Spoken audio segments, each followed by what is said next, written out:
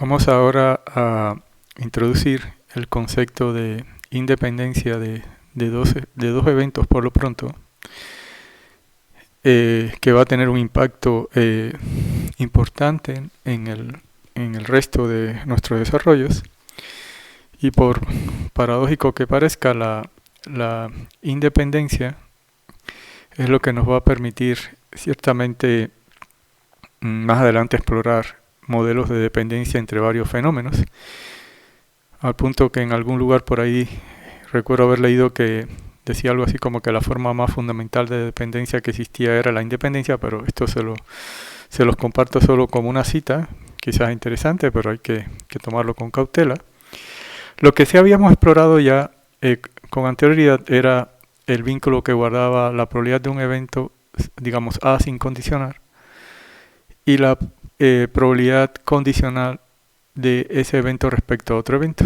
Y habíamos visto que en esencia cualquier sentido de desigualdad aquí era posible y que incluso era posible la igualdad, y ya habíamos adelantado, ¿no?, que el caso de la igualdad sería el más decisivo, ¿no?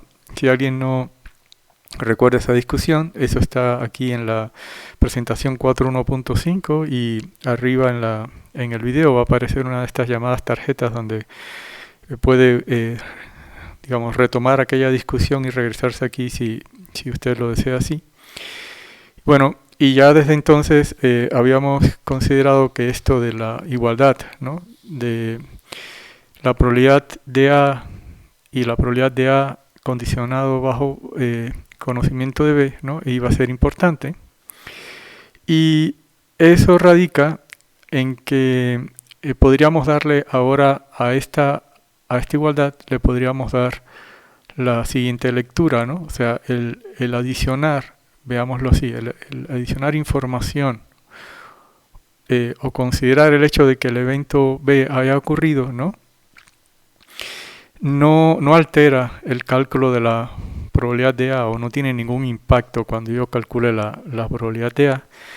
Y en ese sentido, uno podría decir que A es independiente de B, ¿no? Porque conocimiento adicional de que B haya ocurrido o información de que B haya ocurrido no tiene un impacto real sobre el cálculo de la probabilidad del evento A, ¿no? Y en ese sentido, ¿no?, podríamos entonces, digámoslo así, concluir lo siguiente: si yo voy a de alguna manera considerar que A es independiente de B si satisface esta relación, ¿no?, la propia definición de la probabilidad condicional de A dado B sería que, digamos, que tendríamos que tomar el cociente de la probabilidad de la intersección de A y B entre la probabilidad del condicionante, ¿no? Pero ahora observen, si yo digamos, sé que la probabilidad de A es igual a la probabilidad de A condicional dado B, ¿no?, entonces lo que al final del día voy a tener es que la probabilidad de la intersección será igual a la probabilidad de A por la probabilidad de B, ¿no? O sea, esta idea de independencia de A y B, ¿no?, acaba uno concluyendo, ¿no?, al final del día, ¿no?, que la probabilidad de la intersección es el producto de los, digamos, de las probabilidades individuales de los eventos. Pero aún puedo, por decirlo así, exprimir más esa idea, ¿no?, y darme cuenta que si ahora yo considerara la probabilidad de B condicionada, digamos, dado A, ¿no?, de nueva cuenta por la definición, ahora tendría que considerar la probabilidad de la intersección de A con B, ¿no?, entre la probabilidad del condicionante, ¿no? Pero de la primera parte, ¿no?, yo sé que si A es independiente de B, eso acaba implicando que la probabilidad de la intersección la pueda calcular como el producto de las probabilidades, ¿ok? Y ahora la probabilidad de A cancelaría la probabilidad de A que está en el denominador y me quedaría de nueva cuenta que la probabilidad condicional de B dado A sería igual a la probabilidad de B, disculpen. Eso significa que el conocimiento de A tampoco tiene un impacto sobre el cálculo de la probabilidad de B, ¿no? Y en ese sentido, si A es considerado independiente de B, entonces B también va a ser considerado independiente de A, ¿no? Bueno, esto esencialmente entonces motiva la, digamos, la definición que voy a tomar de independencia. Entonces, veámoslo así, para dos eventos A y B, o sea, dos elementos de mi sigma álgebra o campo de eventos, yo los voy a llamar independientes en caso que satisfagan la propiedad de que la probabilidad de la intersección de A con B es el producto de las probabilidades, o dicho en el lenguaje de eventos, la probabilidad del producto sería el producto de las probabilidades. Recuerden que esto lo puedo leer como la intersección de los eventos o el producto, la intersección de los conjuntos o el producto de los eventos. Ahora sí soy libre de expresarme en cualquiera de los dos sentidos, ¿no? Ahora sí, si se está preguntando de por qué no usamos, ¿no? ¿Por qué no usamos en la definición la probabilidad condicional como habíamos motivado a un inicio, ¿no?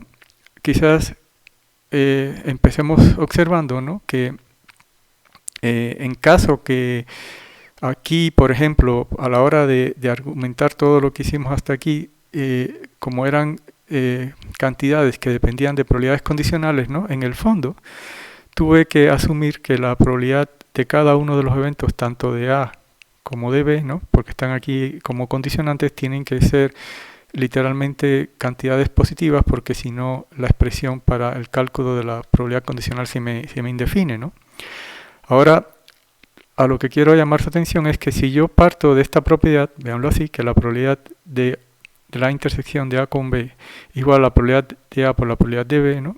Y estoy por lo pronto en este caso, ¿no? Que serían donde los eventos tienen probabilidad positiva.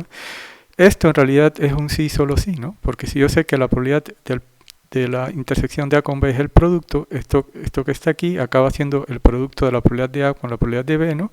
Y esta probabilidad de B se cancelaría con esto y lo que resultaría entonces sería la probabilidad de A, ¿no? O sea, veámoslo así, bajo esta condición de que ambos sean positivos, esta relación es un sí solo sí, o sea, si esto es cierto, entonces esto también va a ser cierto. Y no solo esta relación, esta también, obviamente, ¿no? O sea, si yo sé que la probabilidad de la intersección es el producto, al igual que hicimos aquí, ¿no? Esto cancelaría, la probabilidad de A se cancela con la probabilidad de A, ¿no? Y lo que me queda es que la probabilidad condicional de B dado A vuelve a ser la probabilidad de B, ¿no? Entonces, en este caso, veámoslo así, en el caso que ambas cantidades tengan probabilidades positivas, la definición es equivalente, ¿no?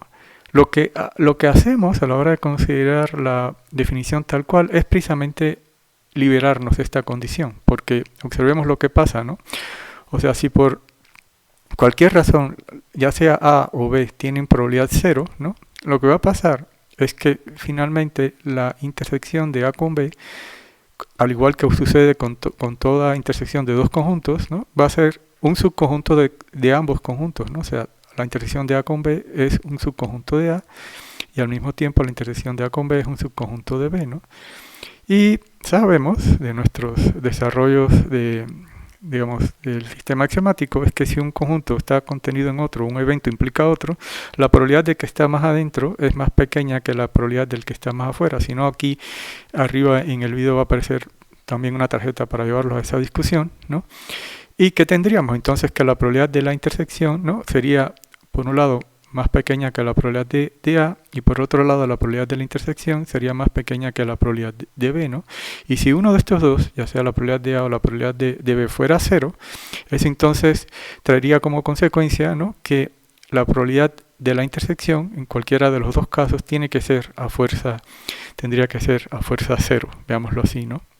Y ahora, si la probabilidad de la intersección es 0, ¿no? Si esto es 0, y uno de estos dos es 0, entonces tendría del lado izquierdo tendría un 0, del lado derecho tendría 0, y eso obviamente me permite concluir con la independencia de los dos eventos. Dicho de otra manera, al tomar la definición de esta forma, ¿no? Me permite a mí eludir, ¿no?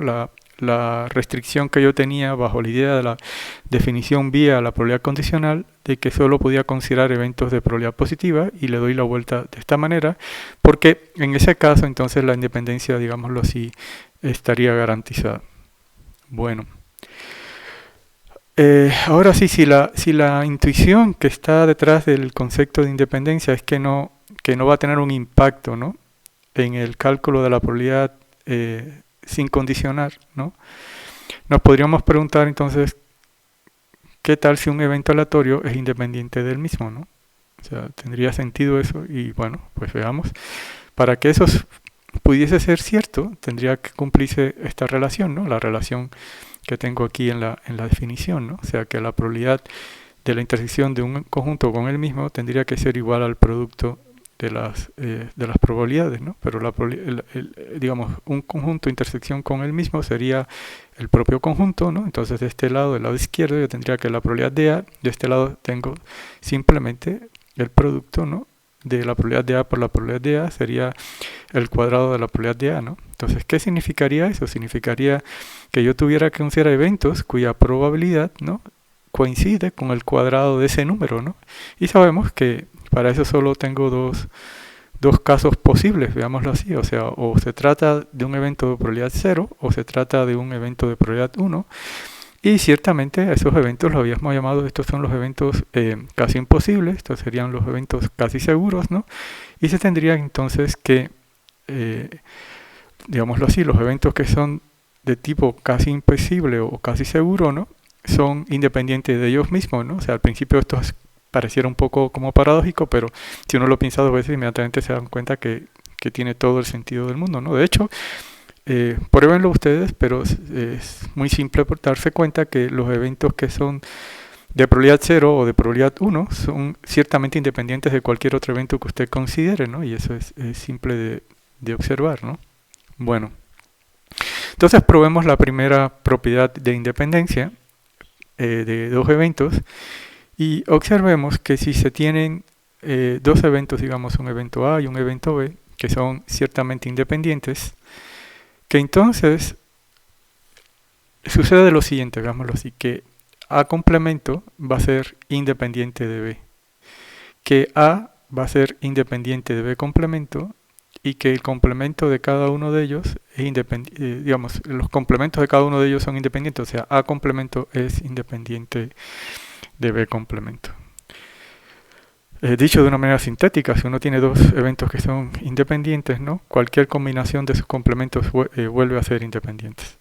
Bueno, quizás la demostración, antes de hacerla, vale la pena observar que solo es necesario probar la primera propiedad, que si sé que A y B son independientes, que entonces el complemento del primero es independiente del segundo, ¿no?, que es ciertamente lo que escribí aquí, ¿no? ¿Y por qué, no? Veámoslo así. Bueno, si sé que A es independiente de B y ya tuviese probada la primera propiedad, ¿no?, o sea que el complemento del primero es independiente del segundo, ¿no?, de la propia definición no se da cuenta que, digamos, el rol que juegan A y B en la definición de independencia, ¿no?, de que la probabilidad de la intersección es el producto de las probabilidades, es irrelevante, o sea, es totalmente conmutativo. Y entonces, si sé que A complemento es independiente de B, yo podría entonces decir inmediatamente que B obviamente es independiente de A complemento, ¿no? Pero si yo tengo probado la propiedad 1, entonces yo puedo crear el complemento del primer digamos, conjunto y afirmar que es independiente del segundo, ¿no? Entonces, ¿qué tendría? Gracias a 1, la propiedad 1, tendría que el complemento del primero es independiente del segundo, que en este caso es A complemento, y eso finalmente, en caso que yo tuviera probado la propiedad 1, acaba siendo una prueba para la propiedad 3, veámoslo así. Ahora, si B complemento es independiente de A complemento, entonces de nueva cuenta, por esa conmutatividad, ¿no?, tendría que ahora A complemento sería independiente de B complemento, ¿no? Y de nueva cuenta, usando la propiedad 1, yo podría crear el complemento de esto y garantizar que va a ser independiente de esto. Pero ¿qué sería el complemento de A complemento? Eso sería A, ¿no? Entonces tendría, gracias de nueva cuenta a la propiedad 1, tendría que A es independiente de B complemento. Bueno, dicho esto, entonces todo lo que requiero es probar ciertamente, como se dan cuenta, ¿no?, la propiedad 1. Y para ello voy a hacer un truco que ya hemos usado en varias ocasiones, que es esta idea de representaciones ajenas de un conjunto. O sea, en esencia aquí lo que voy a hacer es tomar, veámoslo así, a mi conjunto A, bueno, en este caso, digamos, B, si gustan, y mi conjunto A, véanlo así. Y lo que me tengo que dar cuenta, ¿no?, es que esencialmente yo a B lo puedo representar como aquel pedazo, veanlo así, que B no comparte con A, o sea, B menos A sería todo lo que tengo aquí en esta zona que estoy rayando aquí, ¿no? Unión, ¿no? Con todo aquello que ciertamente A y B tienen en común, ¿no? Que sería lo que voy a rayar ahora en este sentido, ¿no? O sea, sería todo lo que tienen en común A y B, ¿de acuerdo? Y con eso lo que estoy logrando, ¿no? Es una representación del conjunto o el evento B, ¿no? En estos dos conjuntos, ¿no? Que ciertamente, digamos, son eventos que son ajenos y que por otra parte habíamos visto, bueno, cuando discutimos todas las ideas de teoría de conjunto, que la diferencia de B con B menos A la puedo representar como B intersección con A complemento, ¿de acuerdo? Bueno, en resumen, si yo tengo ahora a B representado como estos dos conjuntos y esos dos conjuntos son ajenos, ¿no? La probabilidad de B, ¿no? La puedo ahora calcular como la probabilidad de esta unión, ¿no? De conjuntos que son ajenos, y ahora podría considerar, gracias al axioma 3, ¿no? Que la probabilidad de esta unión de conjuntos que son ajenos no es otra cosa más que la suma de las probabilidades individuales de cada uno de los eventos. Ahora, yo había asumido que A y B eran eventos independientes, entonces la probabilidad de la intersección de A con B, al ser independientes, resulta ser ciertamente entonces el producto de las probabilidades de A por la probabilidad de B, ¿no? ¿Y esto qué me permite concluir? O sea, ahora yo podría entonces considerar que la probabilidad de A complemento intersección con B no es otra cosa más que la probabilidad de B, veámoslo así, menos la probabilidad de lo que estaba aquí al lado derecho, que lo puedo pasar restando obviamente para este lado, ¿no? Y ahora esto está indicándome aquí que yo podría factorizar la probabilidad de B, ¿no? Y si factorizo la probabilidad de B, ¿no? Lo que queda sería 1 menos la probabilidad de A por la probabilidad de B, ¿no? Y ahora 1 menos la probabilidad de A no es otra cosa más que la probabilidad de A complemento. Y finalmente lo que me resta es ciertamente observar que acabé obteniendo que la probabilidad de la intersección de A complemento con B no es otra cosa más que el producto de la probabilidad de A complemento por la probabilidad de B, y eso no es otra cosa más que la independencia de A complemento y de B, que era exactamente lo que yo necesitaba probar, digámoslo así.